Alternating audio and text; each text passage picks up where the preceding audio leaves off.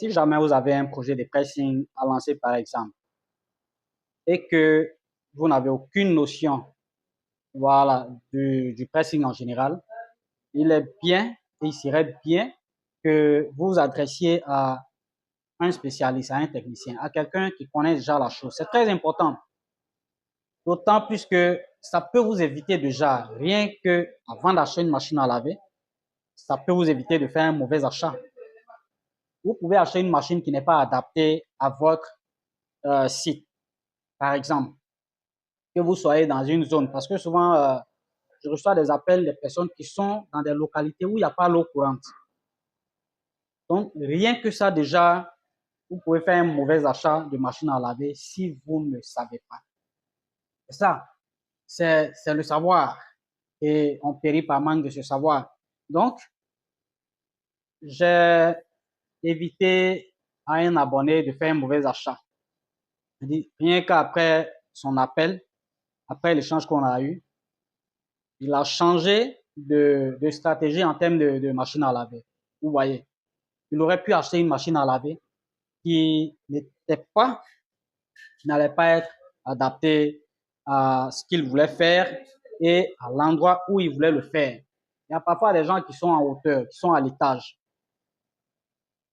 Ça va pas être la même chose que vous avez l'eau courante ou pas. Généralement, en hauteur, la pression est faible. La machine automatique a besoin d'une pression assez forte, suffisante pour prendre de l'eau. Et quand vous êtes en hauteur et que la pression n'est pas assez élevée, vous allez devoir installer un suppresseur. C'est des coûts peut-être que vous n'avez pas prévus. Voilà, et ça, je vous le dis, c'est un détail que je vous dis. Vous allez devoir associer un suppresseur à votre machine à laver.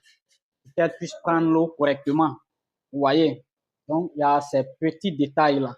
Quand vous ne prévoyez pas dans votre budget, si par exemple vous voulez un financement, si vous n'avez pas prévu tout ça dans votre budget et que vous avez dit par exemple 2 millions, et qu'il se trouve que peut-être vous avez à installer deux suppresseurs, vous avez à prendre un compteur d'eau alors que vous n'avez pas prévu ça, et que peut-être vous n'avez que 5 ampères pour le compteur d'électricité alors que c'est pas suffisant. Vous voyez que ça change un peu les calculs.